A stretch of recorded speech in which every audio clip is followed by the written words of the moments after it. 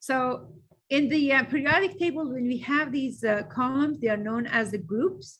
And then we have the periods, which are the rows of the periodic table, which are called periods. We looked at the metals and non-metals at the different color of the indication or color indications in that color coding that we had in the periodic table. It was, do you also see, okay, you see that part also, good. You have the green color metals, the blue colors are the blue color, they are the non-metals here. And then the purple color that we have in between, those are the metalloids. And metalloids, those are the elements that they have property of both metals and non-metals. When it comes to group, you don't have to memorize like every group. There are 4 of them that you need to know the name for those groups. One is group 1A. In group 1A, the name of the group is alkali metals. So if you have the lithium, you have sodium, you have potassium, these are alkali metals. Well, the name was chosen as alkali metals. The purpose that they were chosen as the alkali metal is that if you add any of these metals to water, and then you test that water with litmus paper, it indicates that the solution is going to be basic. So basically, a red litmus paper would turn to blue color, or blue color litmus paper would stay blue. Litmus paper is the acid-base indicator. You know, in case you have learned about it, pH paper, the same thing, is an indicator for acid-base, how acidic or how basic it is. pH paper is graduated from like 0 to 14. So it can show all these numbers, but litmus paper, it's cheaper, but at the same time, it only changes color. In acidic, it would change to red color. In a basic, it would be like blue color. So if you add sodium to water and it gives like basic solution, basicity, in the past, they were more using like an alkaline, same thing as basic. So they said alkaline metals. Then group 2, it was alkaline earth metals, oxide of these metals like magnesium. So these are like calcium, magnesium, barium. So if you have magnesium or you have magnesium oxide, you add to water, then the solution is going to be like a basic solution. So you get the also alkaline. So you get this alkaline, but why earth? Because these metals, they are very popular in the earth crust. That's why they call it alkaline, and they also said earth. So they are metals, they are alkaline, and they are found in they have high population in the earth crust. Group 7A, 6A, you don't have to memorize it. They named it as chalcogen. And then group 7A, halogens. So if you have any element from group 7A, so if you have like fluorine, you have chlorine, you have bromine or iodine, these are known as the halogens. So if you hear about, like if you use or hear about halogen lamps, basically the gas inside is one of these. So they give like different color of the gas, and they're using in the bulbs or lamps, like for car, the lights for the car, they sometimes use it like the halogen lamps. But those halogens are elements in group 7A. Group 8A, it's known as noble gases. The other name for it is inert gases. What is unique about noble gases is that noble gases, they are very stable. And other elements in the periodic table, they like to act and be like noble gases. So if you have these noble gases, which is covered by this sign here, You have the helium, you have neon, you have argon, you have krypton, you have xenon, you have radon. These elements, they are very stable. And why they are stable, you will learn soon that if you have their electron configuration, the last energy level is going to be filled up. So basically S and P orbital in every energy level is filled up. So they don't have to lose or gain electron to be stable. They are very stable. Other elements in periodic table, they like to be for like the noble gases. Like an example of chlorine, chlorine has 17 electrons. Chlorine with the 17 electrons, and I'm gonna, have to write this 35 because it's a chlorine 35, one of the isotopes of chlorine. As a practice, this chlorine is going to have 17 protons, right? 17 electrons. And why is it 17 electron? Because 17 electron would be for, 17 electron is for 17 negative charge that is going to cancel the 17 positive charge. And the difference between the two, which is 18, and that would be 18 neutrons. Now, look at argon. Argon is 18. Argon has 18 protons. Argon has 18 electrons as a result. And argon 40, if it's 18 and then 40, is going to have 22 neutrons. Now, we already talked about nucleus of the atom. In the nucleus, you have protons and neutrons. Protons and neutrons, they are in the nucleus, and electrons are orbiting around the nucleus in different energy level. The other name for nucleus is like, do not touch it. You don't touch it unless you want to cause like a big problem, big explosion, big, high energy. It has to be very controlled and under very, very controlled condition.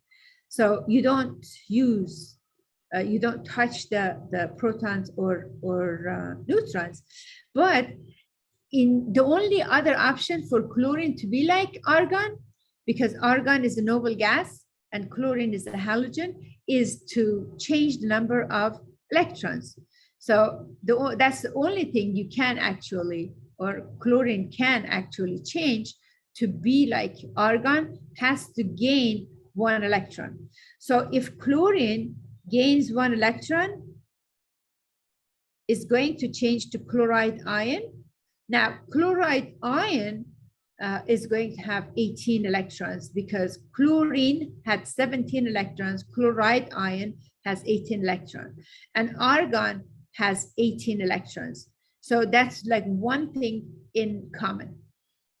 And if 2 atoms or 2 species, it can't be 2 atoms, but 2 species, if they have same number of electrons, they are known as like isoelectric. And if they are isoelectric, they are going to chemically behave very similarly. Imagine you bring 2 atoms together. When you bring 2 atoms together, let's say you bring sodium and chlorine together, okay? You have chlorine on one side, you have sodium on the other side.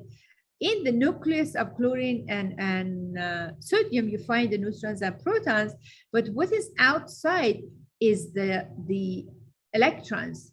So you have the electrons. So when you bring these 2 close to one another, the only thing that is going to be affected, or the only 2 subatomic particles that is going to be affected or touch or be in effect are the electrons, right?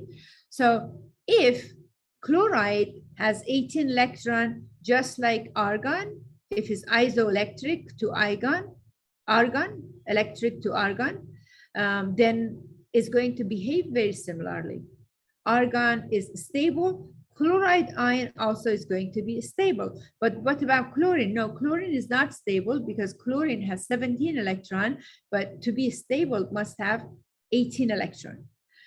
So sodium has 2 electrons, first energy level, 8 electrons, second energy level, 1 electron, on the third energy level. Chlorine has 2 electron, 8 electron, and then 7 electron.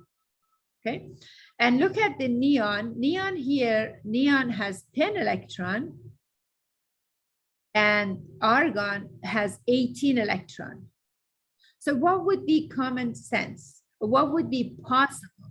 What should happen to chlorine to be stable? Should chlorine gain electron or lose electron to be stable?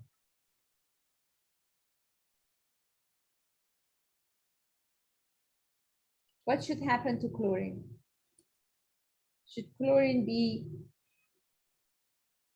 I'm trying to close the camera.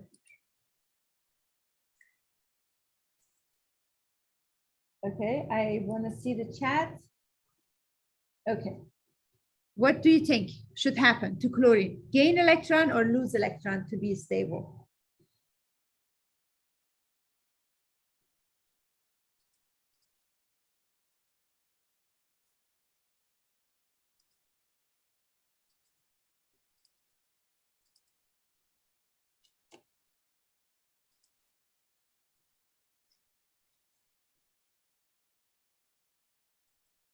To gain electron, perfect. And how many electron chlorine should gain?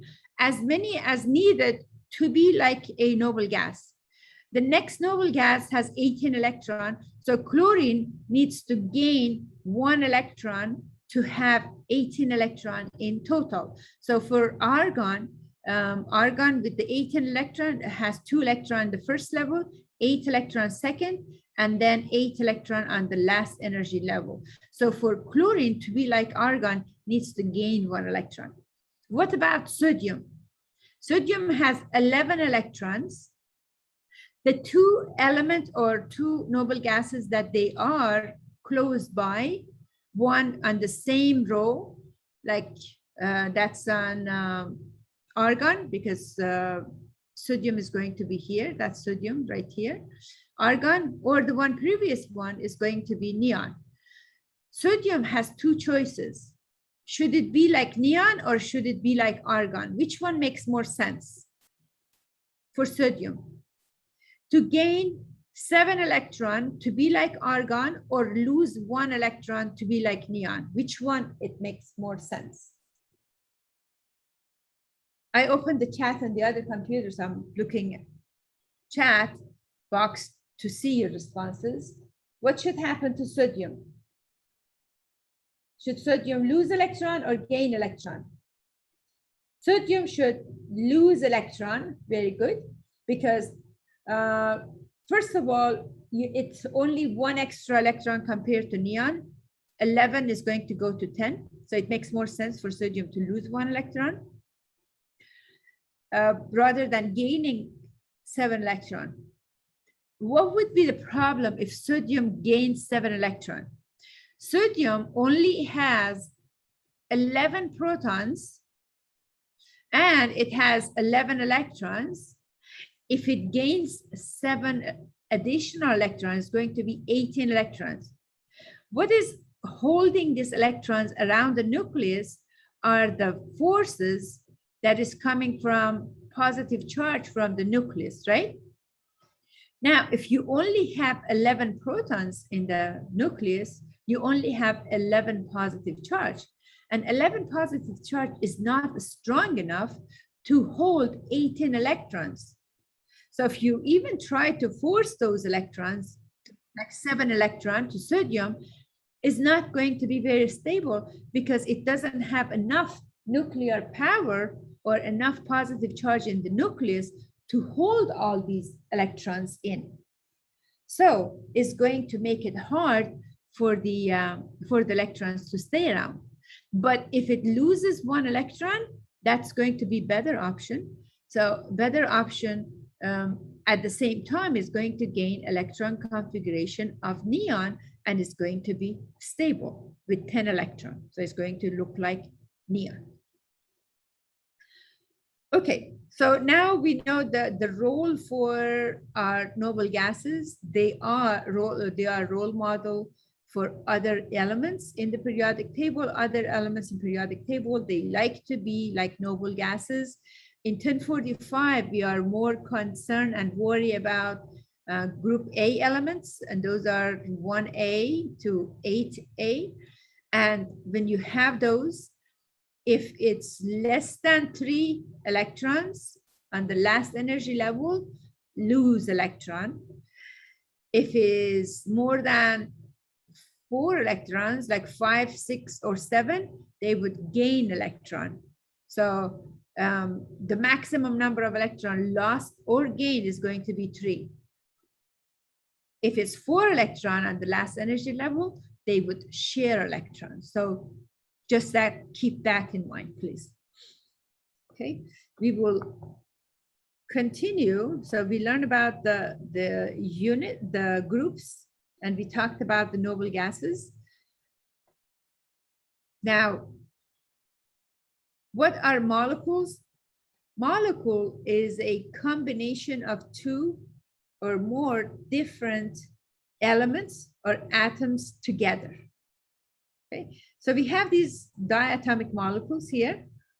There are 7 of them. I'm sorry, they are diatomic molecules. These are binary compounds, but we do have diatomic molecules. It doesn't represent. I'm going to write the 7 diatomic molecules. We have 7 diatomic molecules of hydrogen, oxygen, okay, hydrogen, oxygen, nitrogen, fluorine, chlorine, bromine, and iodine. These are the 7 diatomic molecules. Okay? So diatomic molecules, so this diatomic, I would take this and I would just say binary. Binary molecules, they are made of 2 types of atoms only, but polyatomic molecules or higher order, they are made of more than 2 types of two atoms. More than 2 types of atoms, it would be higher order. Polyatomic molecules, more than 2 types. Nonsense definitions.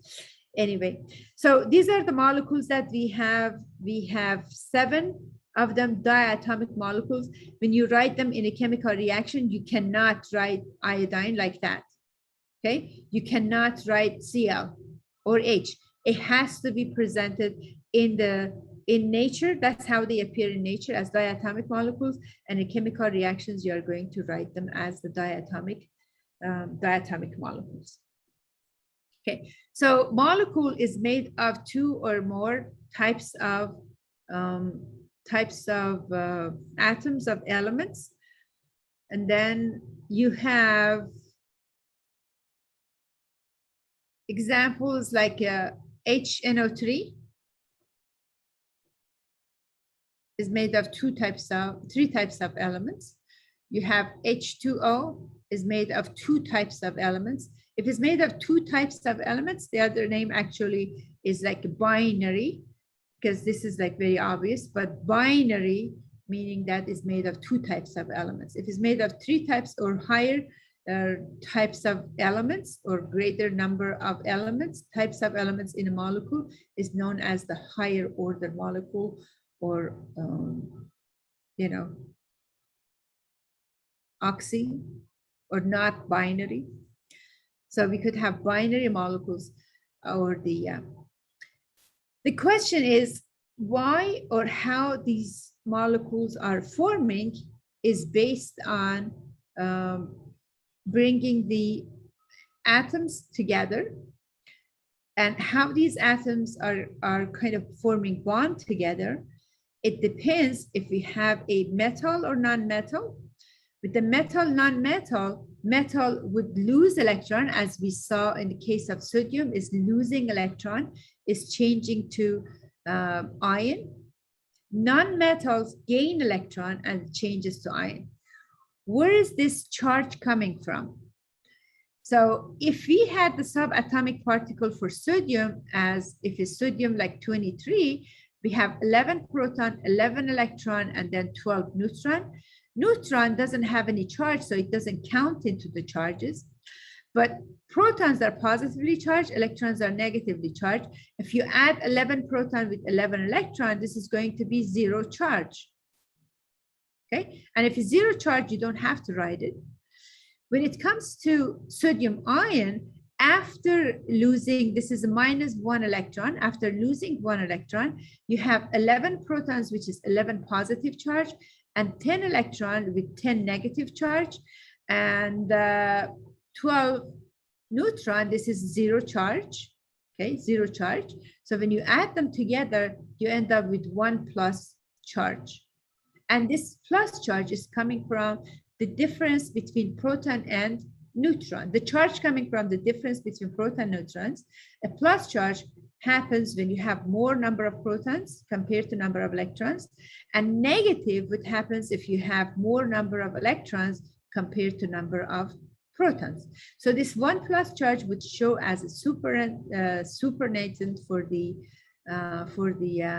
as a superscript for the symbol of the element. So you have sodium with 1 plus charge.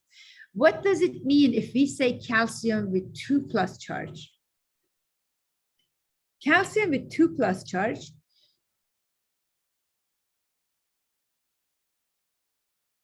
or magnesium with 2 plus charge. Sodium with 1 plus charge is a neutral sodium, has lost 1 electron to go to sodium 1 plus charge. But when you say, perfect, when you say, I have a question. Yes. How do you know when it loses or when it gains electron? How do we know it's going to gain electron or lose electron? Yes. Okay, good question, a perfect question. It depends on how many is missing compared to the closest noble gas. Okay, so if fluorine, this is fluorine, okay, I have fluorine here, fluorine, okay, fluorine has 9 electrons and neon has 10 electrons. Neon has 10 electrons. Fluorine has 9 electrons. So what should happen to fluorine to be stable like noble gas? Should it gain electron or should it lose electron? Lose. Is going to, fluorine has 9 and neon has 10. Yes. So fluorine needs to gain Lose. electron Okay. in order to be like neon. Fluorine has to gain 1 electron. Oh, okay. To be I like, understand now. yes. Oxygen has 8 electrons. Neon has 10 electrons. How many electrons oxygen needs to gain in order to be like neon? 2. 2 electrons. So it has to gain 2 electrons. But group 7A needs to gain 1 electron to be like group 8A, like noble gases. Okay. So fluorine would change only to fluoride with 1 minus charge, but oxygen is gaining 2 electrons and is going to gain 2 negative charge. Okay, so that's actually what I was trying to explain here when it comes to the number of electrons that needs to be gained or lost. Okay, so for sure. So for calcium, calcium has 20 electrons and it has 20 protons. Okay, 20 electrons and 20 protons. Is calcium stable? And what means stable means that is it like neon with 10 electron, or is it like argon with 18 electron, or is it like krypton with 36 electrons? If we know that these 3 are stable and we are looking at calcium, is calcium stable or is not stable? As it is. Calcium with 20 electron is not stable because it's not like neon or argon or krypton. What is the, which role makes more, which role model makes more sense for calcium? Should calcium aim to be like argon, or should calcium aim to be like neon or krypton? Which one is the better choice for calcium to be like? Which one makes more sense for calcium to be like? Argon, neon, or krypton? Argon, very good, argon. Because if it loses only, and I'm sorry, I gave the answer already to my questions, but my question was, how many electrons should calcium lose or gain to be like argon? How many should it lose or gain? The difference, to lose or to gain? To lose. To lose. So -2 electron is going to be calcium with 2+ charge, because the number of protons did not change. We have still 20 protons. And now we have only 18 electrons. 20 positive with 18 negative is going to be 2 positive, and this is going to act as the charge of the ion. So calcium, after losing 2 electrons, becomes calcium 2+. Sodium losing 1 electron, it becomes sodium 1+. So the plus charge comes as a result of losing electron. Minus charge comes as a result of gaining electron. And how many electron is gained? It depends on how many electron that element had already and how many is missing from closest noble gas. I don't want to say the next noble gas or the previous noble gas. I just want to say the closest noble gas. The closest noble gas to chlorine is argon with 18 electrons. So since chlorine itself has 17 electrons, because it has 17 proton, atomic number for chlorine is 17, so it has 17 electrons. As a result, it has to gain 1 electron, so plus 1 electron to be like argon. So this is like argon. It's not argon, but it's like argon. So when it's like argon, if you add the number of electrons and protons, 17 negative with 3 positive, 17 positive, 18 negative is going to end up with 1 minus charge. And that's where you see that Cl minus. Okay. Questions? Okay. Other ions like aluminum has 3+ charge. Why aluminum has 3+ charge? Same scenario, like neon has 10, aluminum has 10 electrons, aluminum has 13 electrons. In order for aluminum to be like neon, must lose 3 electrons. And if it loses 3 electrons, it's going to become aluminum with 3 positive. Nitrogen. Nitrogen has how many electrons nitrogen has? Nitrogen has 7 electrons, because atomic number for nitrogen is 7 and 7 protons. Okay? But in order to be like neon with 10 electrons, has to gain 3 electrons. That's why it's gaining 3 negative charge. So a species, like when atoms lose or gain electron, they become ions. They become charged species, and they are known as ions. Now we have monoatomic ion and polyatomic ion. In monoatomic ion, you have 1 type of atom. In polyatomic ions, you have more than 1 type of atoms. When it comes to nomenclature, then you have to memorize the name of these, most of these polyatomic ions. Okay. So any questions about how do you calculate the charge? So I just want to make sure you understand where this 3+ is coming from, or this 2- is coming from. Any questions? So I'm just going to write on the side here, again, one more time, that neon has 10 electrons, and that is a noble gas.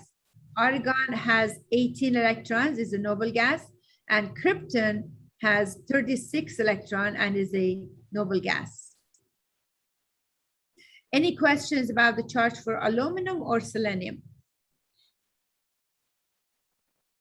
Questions? No. No. Okay. Perfect. So selenium, it says 3478. What does 34 means? How many protons? So if you have selenium, not selenium 2 minus, selenium itself has 34 protons and 34 electrons. And the difference, whatever it is like 44 neutrons. But for the charge, we don't need the number of neutrons. Selenium, in order to be stable, it has to be like krypton because that's the closest noble gas.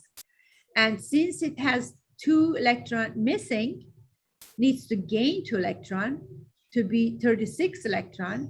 So selenium, after gaining 2 electrons, is going to have 2 minus charge. Okay, 2 minus charge. So this number now only shows the number of protons. This is the number of protons, but number of electrons is going to be number of protons plus 2 because 2 electron has been gained already by this element to form the ion of selenium. Okay, some common charges that you see on the periodic table, and you can understand how these work. You could also make sense out of it. Okay, like fluorine with the 9 electron, noble gas next to it has 10 electron, and this one has 18 electron. You have 36 electrons. You have 54 electrons. So we can look at this.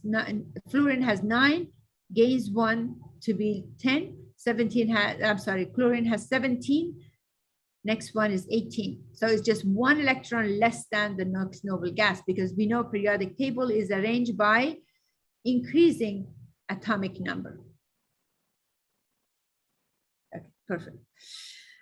And lithium has 3 electrons. Lithium plus is the lithium that has lost 1 electron to be like helium. Helium has only 2 electrons. So it's gaining 1 plus charge. In general, okay, in general, that's another general rule that is going to help you a lot, is that group 1A, they would always have +1 charge. Group 7A, they would always have 1 minus charge. Group 6A, 2 minus charge. And group 2A is going to have 2 plus charge. When it comes to group 3A, aluminum is going to have 3 plus charge. But since we are going to, like, you know, metals and then metalloids and all that, it may, so definitely others could have exceptions, but aluminum would always be 3 plus charge. The charges that is shown in this slide, these are the most common charges.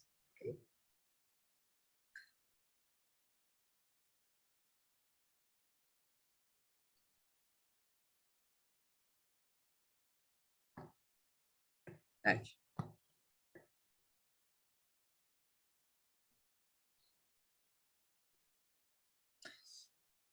Other definitions that you want to learn from this chapter is like how they arrange the molecules or how bonds are forming.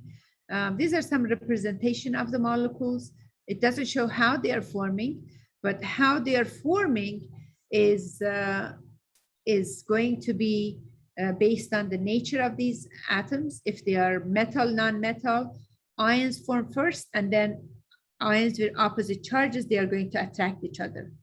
If they are 2 non-metals, they are going to share electrons. But when the molecule forms, you can write the molecular formula, and just know that molecular formula is the one that you would use often in general chemistry, unless you're trying to find like formal charges and structure formula for the molecule based on the Lewis structure. When you are trying to draw the Lewis structure and find formal charges, you would use the structure formula. A space filling model is not used often in general chemistry. And then this ball and stick, they're more popular in organic chemistry. In general chemistry, only like one chapter, we are talking about shape of the molecules.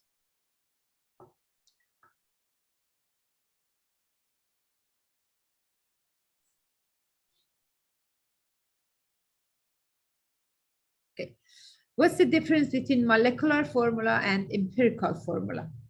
Empirical formula shows the lowest or simplest whole number ratio. Basically, the type of information you could get from empirical formula is that how many different type of atoms are in that molecule. Like for water, is like 2 types of atoms. And then what is the ratio of one to the other? The ratio is 2 to 1, 2 hydrogen per 1 oxygen. Molecular formula, it shows how many different types of elements you have, or atoms of different types of elements you have. And it actually shows the actual ratio. It doesn't just show the lowest ratio. It shows the actual ratio. Sometimes the empirical formula is the same as molecular formula, and that is when the simple molecules that you cannot simplify this ratio. So is the same empirical and molecular. But if you look at these molecules, like this is like carbohydrate, is a carbon and water, basically carbohydrate, glucose. The molecular formula shows that you have carbon, hydrogen, and oxygen. Molecular formula shows that for each molecule, you have 6 carbon, 6 oxygen, and 12 hydrogen. What does empirical show? Empirical formula shows for glucose. It says that in this molecule, you have carbon, hydrogen, and oxygen. That's agreed. And then it shows that for every 2 hydrogen, you have every 2 hydrogen, you have 1 oxygen and 1 carbon. Or for every carbon, you have 2 hydrogen and 1 oxygen. So we have these like a simple, or the simplest ratio. The one other thing that they have in common, you don't have any decimal, or you don't have any fractions here. It has to be whole number. Like if you try to divide this or simplify this, you're going to get like H1 and 0.5. And the 0.5, this is not acceptable. So empirical formula is same as molecular formula. You cannot further simplify it. But you can simplify ozone to 1, and you can simplify hydrazine from N2H4 to NH2, a lower ratio of the atoms.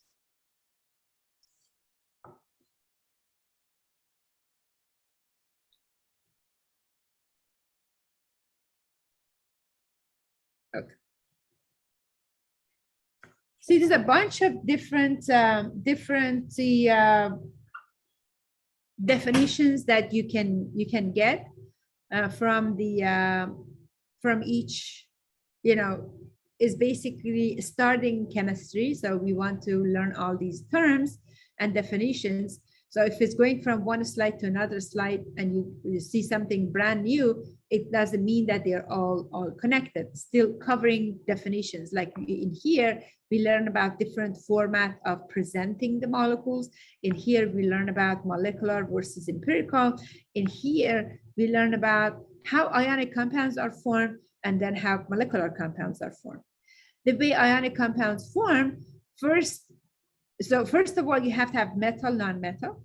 Metals would lose electron, non-metal would gain electron, and then they change to ions. And when they change to ions, you have Na+, and then you have Cl-.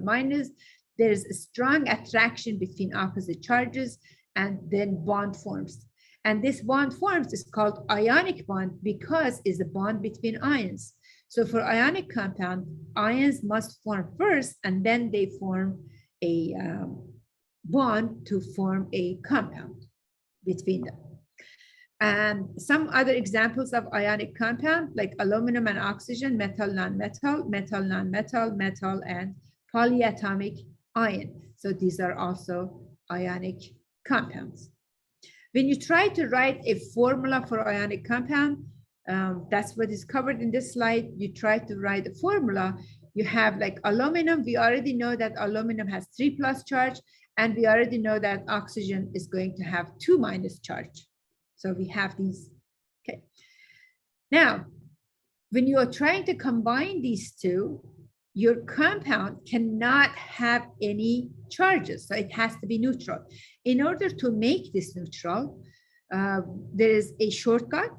And the shortcut is to kind of cross these numbers, get the superscript from oxygen, which is the -2. Don't bring the sign, just bring the number and make it subscript for aluminum, and bring the superscript from aluminum as make it subscript for oxygen. And if you make that Al2O3, automatically for ionic compound, this is going to show a balanced formula. And the charge for this formula is going to add up to 0. So we have 2 aluminum, 3+ each, that's 6. And then you have 3 oxygen, 2- each, that's going to make it 6-.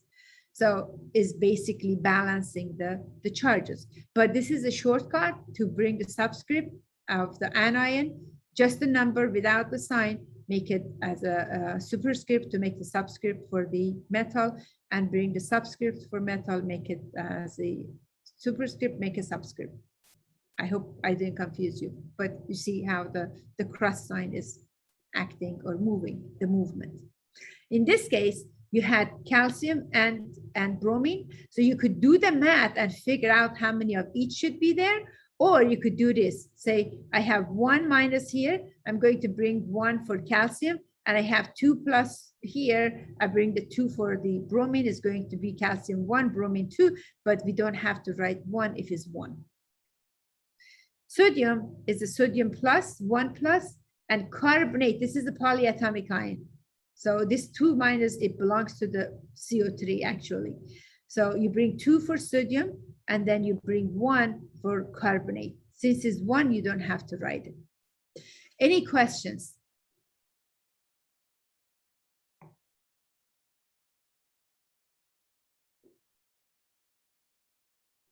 Okay.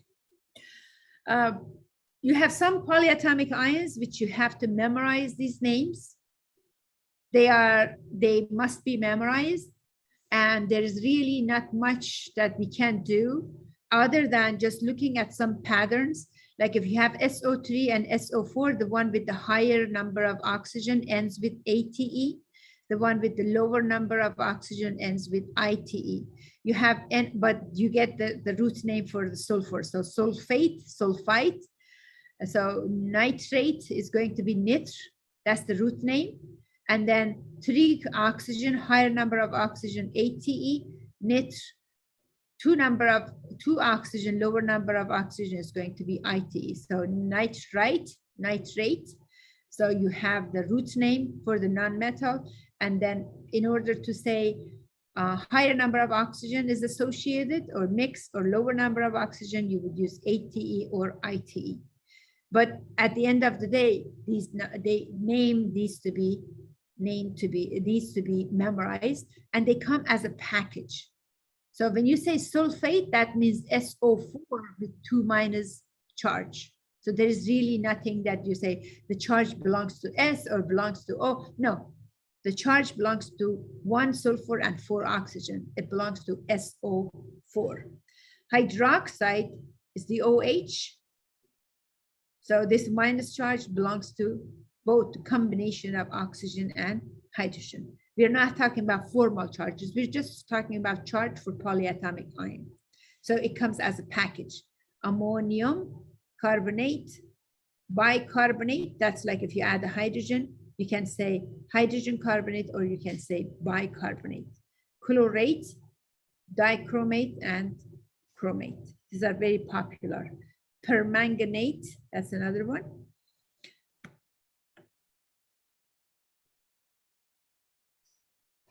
Okay. Any questions for me?